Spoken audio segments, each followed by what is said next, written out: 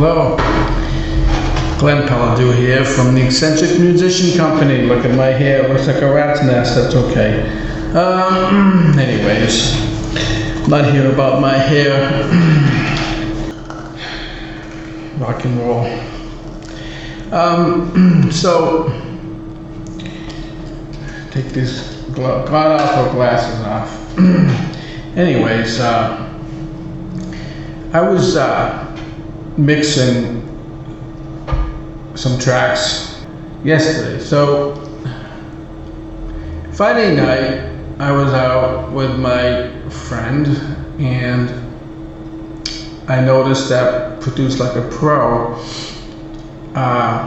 Warren Hewitt and his associates released a video that I wasn't aware of on YouTube, and they released a opportunity to mix some tracks. Okay, so I took it up, I downloaded the tracks, and I'm pretty happy with the results that I did as far as the mix goes. I did do a couple of different ones because the first one I was happy with. The drums were on the lower side, and it opened up some room for instruments to be heard, let's say, in the mix. Because sometimes if you have one instrument that's very strong, in this case drums, it kind of detracts from the other instruments. So I had that in mind when I was doing the mix, and it still came out really well, I believe. So then I released that on SoundCloud. I released it on SoundCloud. So then I was listening to what they had done, the original artist, and I'm like, because I didn't use any reference tracks, I basically just went on my own thing. So I'm like, well, the snare drum is very prominent in that mix, in the one that's released. Very prominent. And the kick drum, which is fine, and it sounds great. Whoever did it did a nice mix, okay? So it's a different style, it's a different,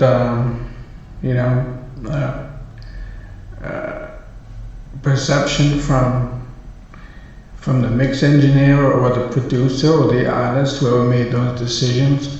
And that's fine. And it sounds great. The kick drum and the snare drum sound nice. And they were more prominent than the mix that I had, just a touch more. So I'm like, okay, well, let's try beefing it up a little bit. So I went back into the mix and I redid the mix, added a couple more touches other than drums. But the thing I noticed is because of the way it was recorded, and again, there's no pointing fingers or anything, because many people record drums in different ways, so you have to be able to accommodate that as an engineer or a producer. So in this case, the cymbals are a bit too loud, per se.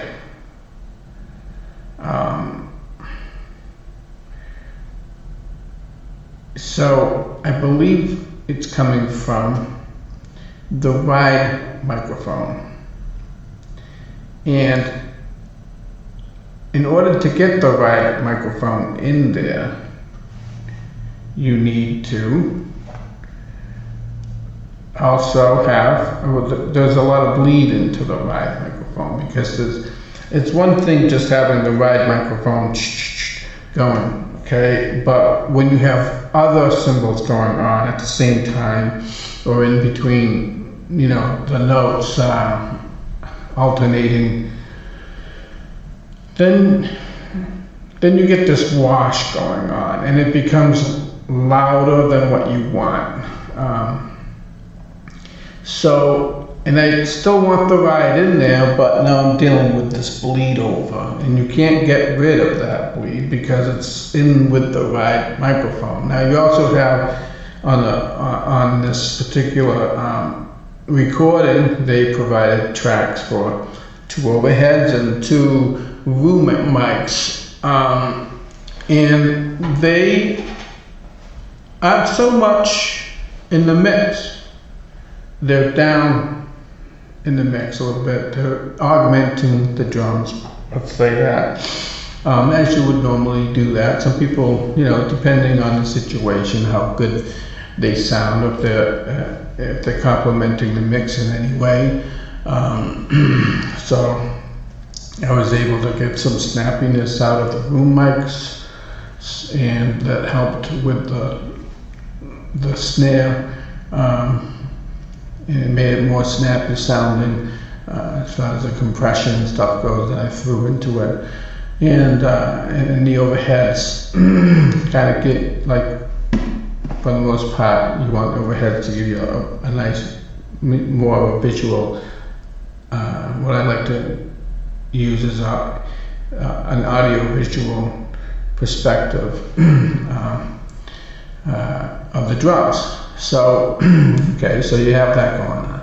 But again, I wasn't writing that too much into the mix. So I narrowed it down to the ride microphone. And that's fine too. So in this situation, what I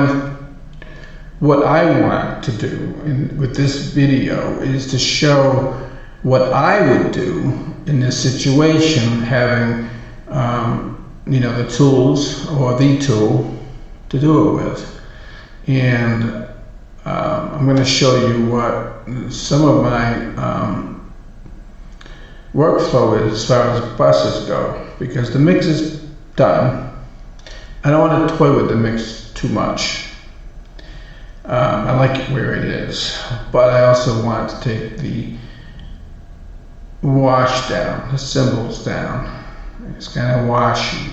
It's a bit loud in some areas, and I might actually toy with some automation with this plug-in that I'm going to use. So let me explain this without showing you on the computer screen first, and then I'll show it to you on the computer screen. I have a music lesson coming in 15 minutes, so I'll have to do this afterwards. But I'll edit it all in and make it nicey nice. So anyways, what I'm planning on doing, let's go back to my workflow on the drums, okay? So I have on the buses, so I have what I normally typically do is I assign the drum channels to their own bus, but not just, I split it up a little bit. Sometimes I'll put the kick drums, in this case it's two kick drum channels. One was a regular kick and the other one was a sub. I'm not sure if it was sampled or not, but, oh, you know what it was? It was a sub microphone. So yeah, there's two analog channels coming in. There's no samples. And then I have the rest of the kit. And what I normally do is I put all the regular drum channels into what is called a dry sub or dry drum sub. Okay, so dry meaning anything that's coming off the board. So from the kick to the snare to the hi-hat, anything that you would normally record, just as far as close miking goes on the drum kit, including the ride, I believe. I'm not sure if the ride was in with that. So the next thing I do is what I was just going to say is the overheads. So I run all the overhead microphones into its own bus. Then in so far it's just going from the bus, it's going into the mains on both of them. But a lot of times, and what I'll do in this case is I'll bus those two into a main bus, a main drum bus, where they both get into one drum, and then they usually something used like forgive me if I pronounce this man's name wrong, but skeps or scopes channel, and I'll put that in there. In this case, I may do that as well, but to get the cymbals down, I'm going to use this plugin called Center. And what that does is it divides the frequencies for me. And then each channel, it divides the frequencies into channels. Let's say low, mid, and high, but I think it's like low, mid, high, mid, and highs. I think it's divided that much. I'll have to go back. I haven't used the plugin for a bit, but knowing that a plugin exists for a specific purpose is a good thing. Knowing what that purpose is, and that's basically what I want you to get out of this is knowing the tools that you're working with. So if something comes up like this, you'll know what to go for. So in this case, I'm going for this plugin called Center. I believe it's made by Waves. So anyways, that's what I'll do. And I'm going to show you what I'm going to do with it as well. While I'm working with it, I don't know. Maybe I'll work with it a little bit and then I'll get to the final, then I'll do my video on it. So I'll cut some time off. Yeah, so, all right. I gotta get ready for my music lesson. It's in 10 minutes, so I will see you in 3 seconds, less than 3 seconds, because I'm gonna edit this. It's gonna be like a millisecond. Hi. So, I went through the mix and I added what do we have here? We have Vitamin Stereo and then Scopes Omni Stereo.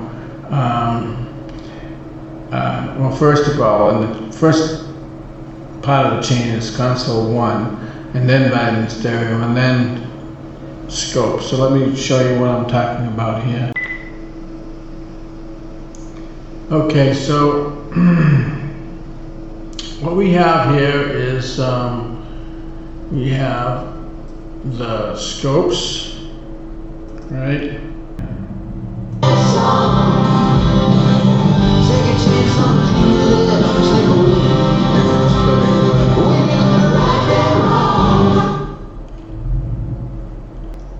So here's the bus. I have drum bus there, the dry, the space is the reverb, basically the drum reverb, and then everything's going into this master before it goes into master drums before it goes into the master for the overall mix. So up here we have console 1, Vitamin Stereo, and then the Sheps Omni. So this is what we're looking at now, is the Sheps Omni. All right, let's go back to, now this is PreSonus Studio One dot, okay? Now, we're gonna go back to the Vitamin Stereo and play this. Now,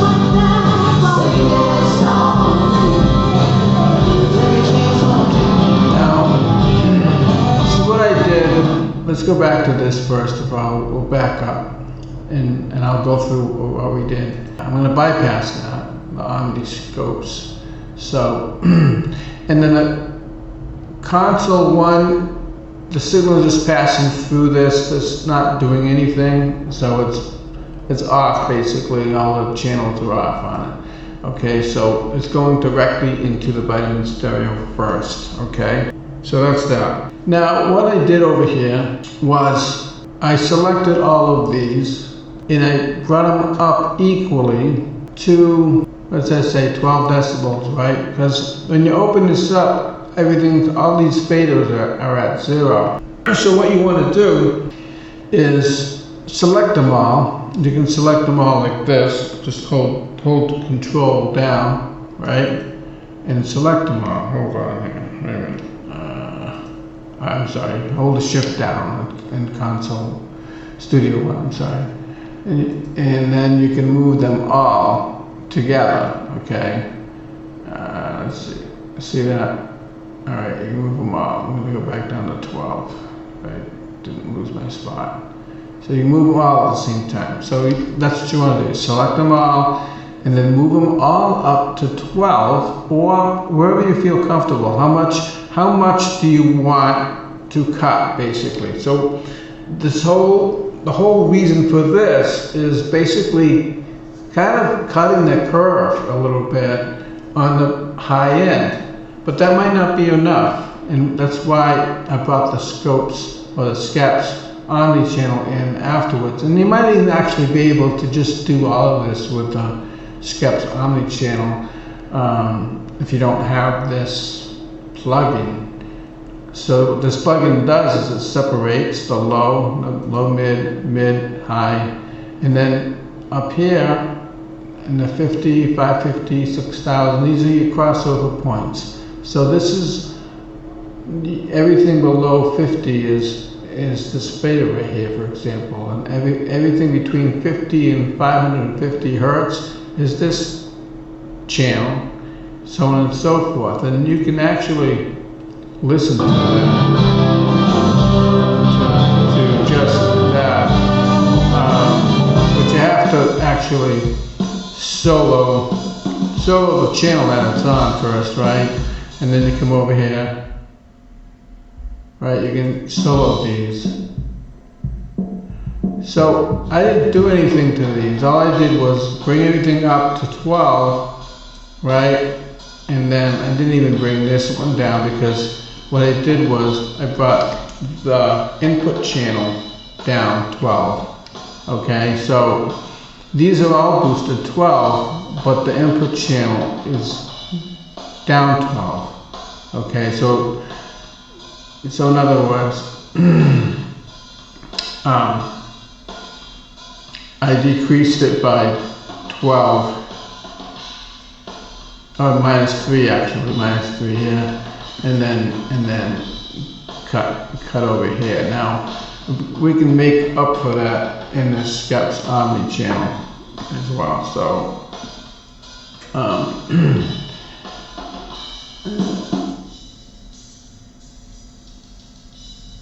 Alright, so I did take down this a little bit.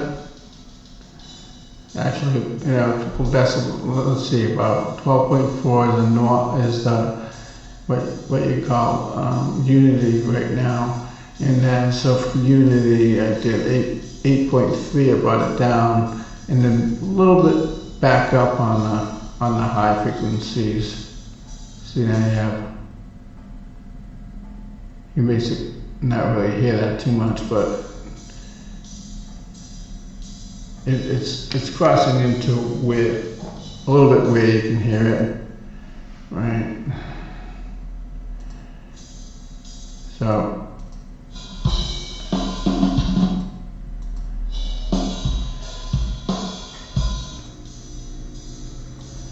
alright, so we took these high mids down a little bit. Roll it off on the upper end, just rolling it off a little bit. I should shut that heater off. Hold on, let me shut the heater off here. Okay. Alright, so back again. I'm not sure if you caught all that, so I'm going to kind of go over this again. So, just in case. So,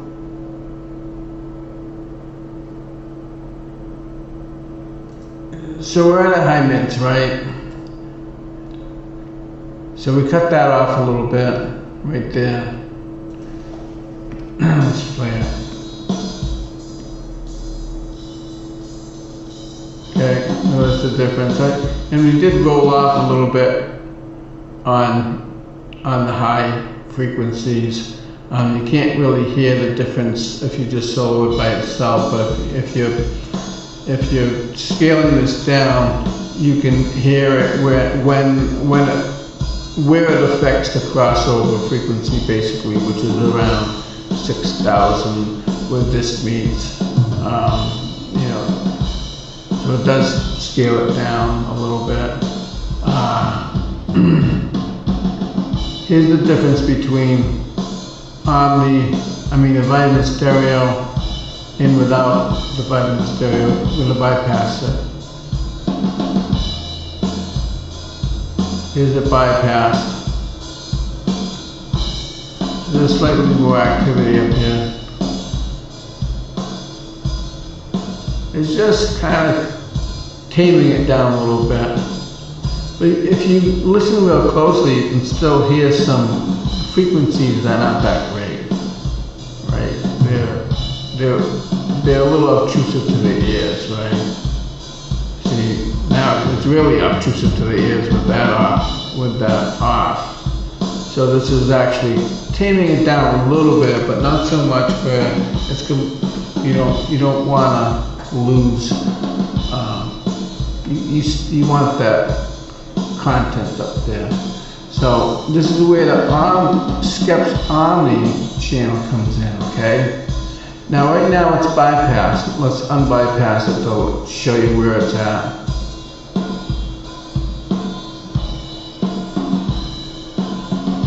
So we've lost a lot of some of the high frequencies there. We can get that back if we want.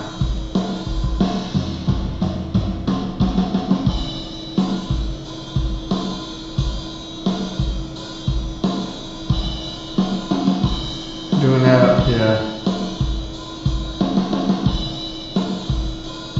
Right. It sounds kind of dark right now. Let's hear it in the mix. Oops.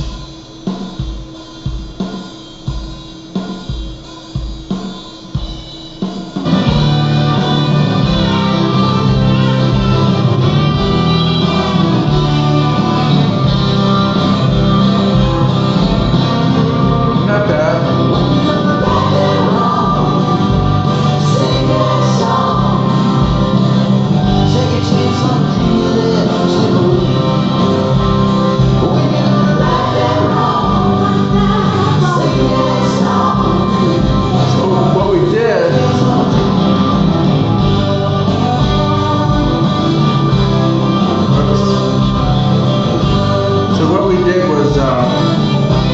Stop this for a minute.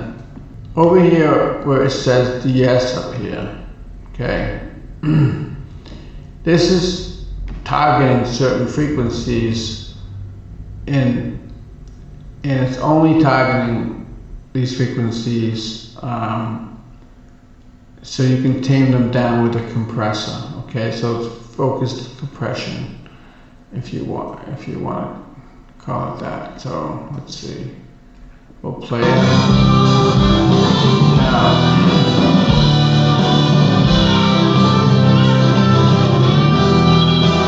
Notice,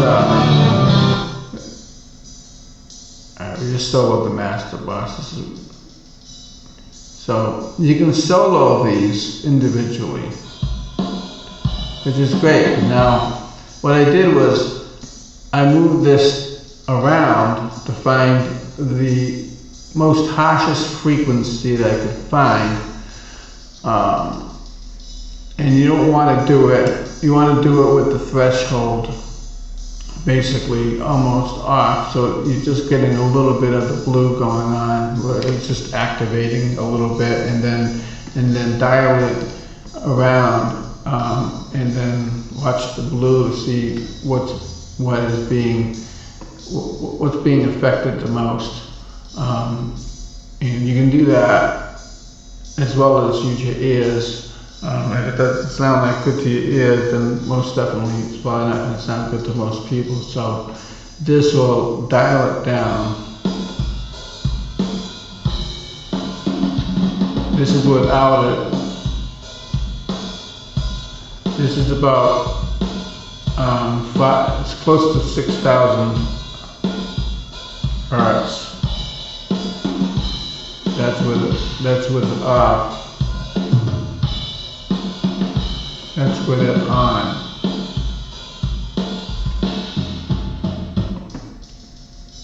This is what you hear when you're soloing it. Now the same thing is with this down here. Now this is activated. This is the frequency that I'm focusing on this. Okay, I'm just dialing it back a little bit. It's just kind of touching on that, taking those high frequencies down a little bit, just enough to. Okay, now let's put them both back in. Out. Now when you're doing this, you're focusing on cymbals.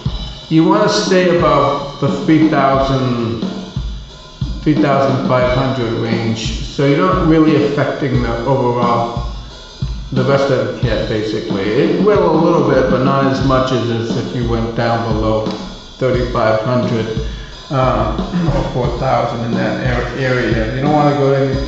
I try to stay in that range above 3,500. So. And that's where you want to focus on. And then you come over here, and then we're still focusing on the drums. But this is a general EQ, and it's more of a broad, focused, not so focused, let's say. This is on a parametric on the top up here. So I did. Up here I'm focusing on 3,600, whereas down here, that's 31,000. This is 3,600, so closer to 4,000. And I've got that actually boosted a little bit.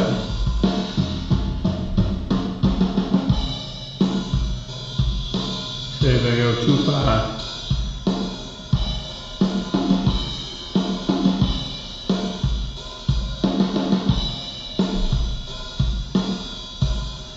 Let's hear that in the song.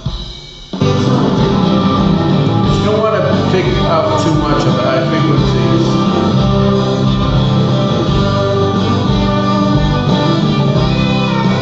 I think actually, for my ears, it's a little strong.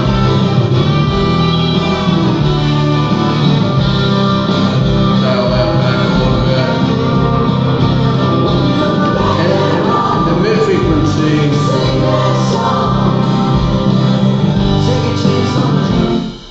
Yeah, so on the mid frequency you want to, this is I went down to a little bit lower, so now this is at 1600. So I wanted to give it some more attack, so I use this in the middle. It's almost parametric, it's a shot curve here. And I just gave it a little bit of a boost there to give it some attack. And then down here on a low frequency, what do we have? Here we have a little bit of a scoop, and that's at 2,000. This is at 1. This is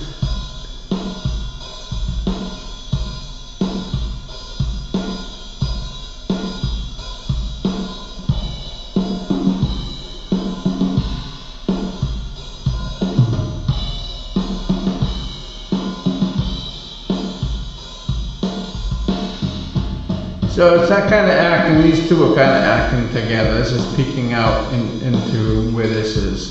So I'm kind of overlapping some frequencies there, but that's okay. I wanted to focus on this one particular frequency to get it a little bit, pushing out a little bit more than the rest. But this is actually pushing up too. So we have 3.2 decibels here and 1.4 there.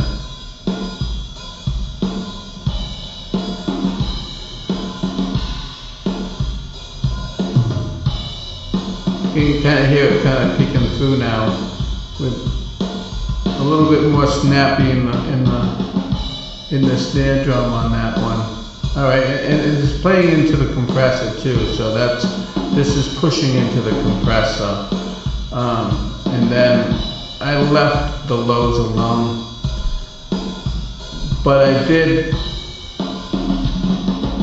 But if you can see, I've got the 2 decibels down here. I've got the thump on, which just focuses on a little bit more of a thump for the kick drum. This one is off, basically, filters off. This one I dialed this one down a little bit at 7800 to the 835 to be exact. And I just kind of rolled off the top end on the drums just to where, see if it's really not going to make much difference beyond that. So I'm just kind of touching at the top around 7800.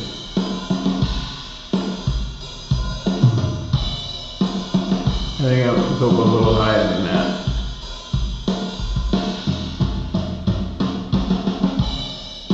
Yeah, let's leave it at 8,000 in that area.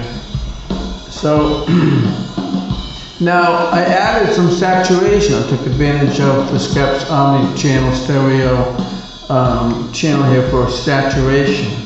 So I added a little bit of that to give it a little bit of snap to it, a little bit more snap, a little bit more crunchiness. Okay, I'm not going to really mess with that too much because I already have it where I want it, but alright, and then everything, this is being moved into the compressor. So if you open up on the plug-in, if you open up this plug-in, this is usually all the way to your left. So, but I moved it. I just clicked on it and I moved it up past the EQ because I want the EQ to run into the saturation channel in the filters. So this is over the EQ, okay? This is affecting the EQ. And from here, it's going into the compressor. Here's the compressor on. Here's the compressor off.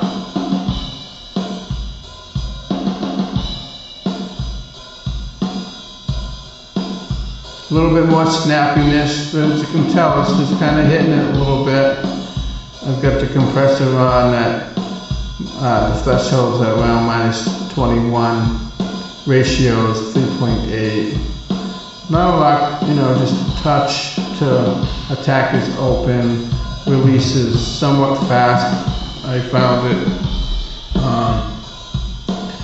Just basically, I had it all the way to 50 milliseconds, but I like it where it's at actually. It sounded better to me, a little bit slower than 50 milliseconds, but still fast.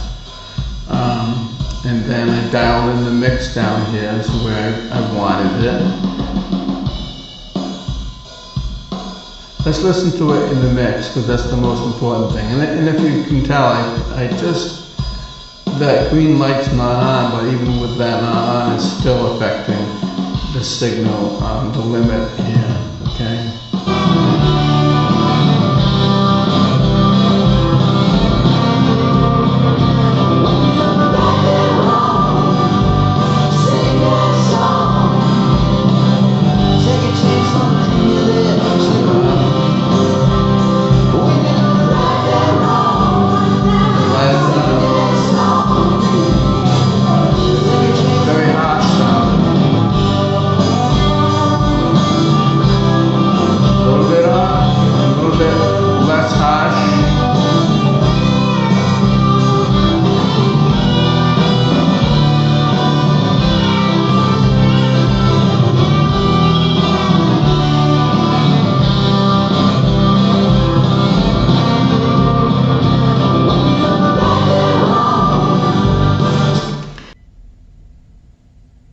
So as you can see, I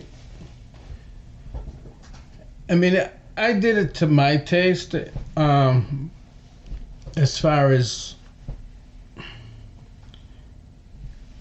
rolling off the EQ. I mean, rolling off the high ends in the cymbals and whatnot. You know what I didn't cover though with the Vitamin Stereo is that each channel also allows you to adjust the width of that the width of the stereo image for each of those channels. That's if you do end up getting the plug-in, if you have it, you on the very bottom of the channels you will see that there's a potentiometer that allows you to adjust the width of the stereo image. You can kind of close it in or make it wide, and it'll only affect those frequencies that for that channel that you're adjusting.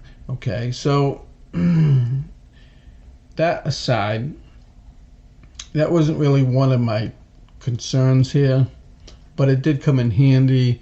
I wanted to kind of close the stereo width of the whole entire drum set to a degree. I don't want it too wide. I want to leave some room for the guitars. So anyways, I think the combination really worked out well here as far as taking the cymbals down. Maybe they're down a little bit too much, but nonetheless, I mean, you can do it to your own taste, and make use of this technique, the tools that I used here, Vitamin Stereo and the Schoeps Omni-Channel Stereo, and I tell you that this Schoeps Omni-Channel really comes in handy on drums, on the master bus on drums. It's great, it's awesome, and I don't really use it on the whole as a master bus EQ. I have another setup for that, but for the master drum bus, it is awesome. It really is. But I have, like I said, the drum bus, all the main drum signals are going into a drum bus and on its own. I call it drum bus dry, like I said earlier, and then all the overhead drums are going to another drum bus, separate one, and those feed into the space effects. I call it space, but it's reverb, and then all three of those get fed into the master drum bus, and that's where I go to town with this. And it's nice, and you don't have to use the Omni-Channel Stereo or the other one, the Vitamin Stereo, as far as for just tailing the cymbal wash. Could be for just the whole general sound of it, which would work. They both work really well together, I think. Especially have the imaging option be going into the Omni-Channel bus. Just think about the unity gain, or where you want the unity gain, and then you can adjust it accordingly. You always want to think about where your gain is at. If you're starting at 0 and you're boosting everything, you're gonna end up throwing yourself off. So you basically want to boost everything, neither take it down on the input section and boost it so that you're kind of compensating, or you can boost it and take it down in the master on that plugin. But I kind of like doing the input first, taking it down a little bit on the input and then boosting it, so that your unity gain is still, you're compensating for the unity gain. You're taking I got the wrong hand going on. You're taking the input gain down, and you're raising the channels, the frequencies. So by doing that, you're still, even though you raise the frequency all the channels, right? It's technically still down because you've taken the input down. Okay, so you can think of it that way, rather than taking the total output down. And you can still kind of tweak the output down after, if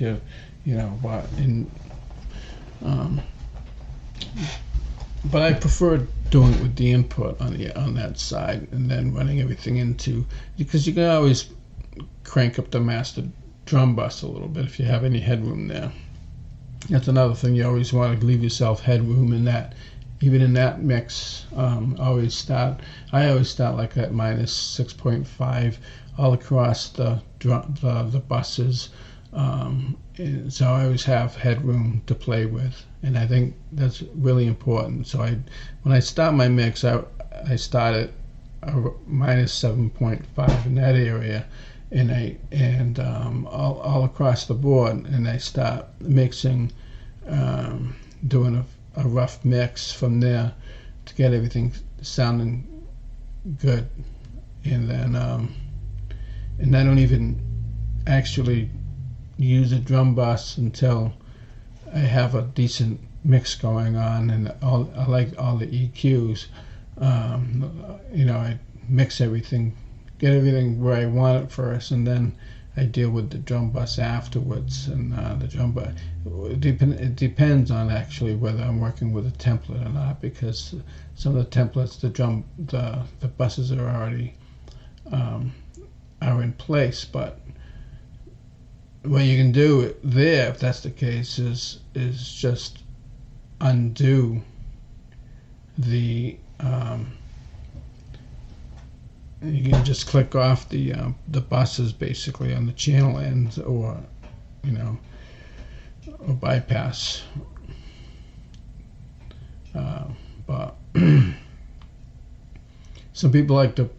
a lot of people like to mix into the buses, and that makes sense too. It just depends on your workflow and how you like to work.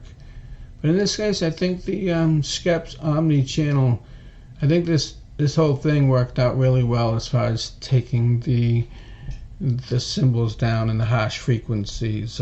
It's like using sibilant effect plugins on your drum kit, and I think the Skeps Omni channel works better than what a vocal sibilance plugin would work, because there's so many more. It's just built for, the whole thing is built for a drum bus basically. You can use it on the whole entire bus in the box if you wanted to, the whole master as well if you wanted to do that. But I don't. I use it for the drum bus, and it works really well. So that's about it. So I hope this helps someone by posting this. I tend to like to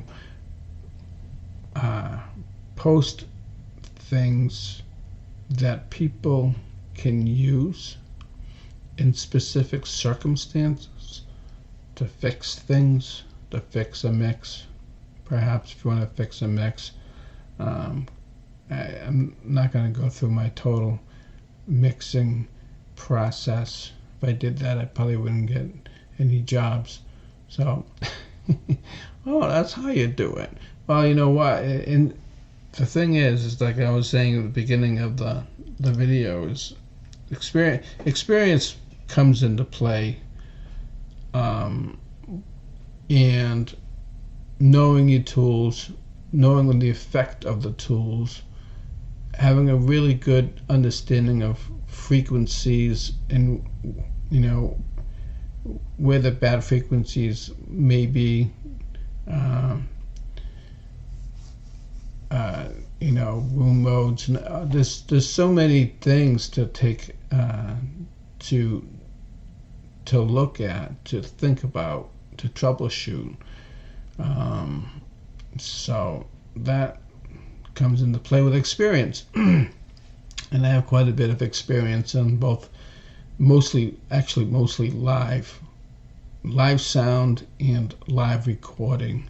My studio experience was when I was younger, when I actually worked in a recording studio for some years when I was younger. So then I moved into the live sound realm and worked under a really good engineer for a while before moving out on my own. So I have quite a bit of experience in that area. But if I can help someone, I know there's a ton of other YouTube video channels out there covering certain things, and a lot of them cover them really well enough for me not to even, do a video on. But I think this particular video is unique as far as trying to control harsh frequencies in the high frequency range where the cymbals are. So that's why I posted this. I hope you like it, and let me know in the comments below. I don't post a lot of videos, and I'm not a professional speaker, so it is what it is. So anyways, thanks for sticking around if you've gotten this far, and all right, we'll see you soon.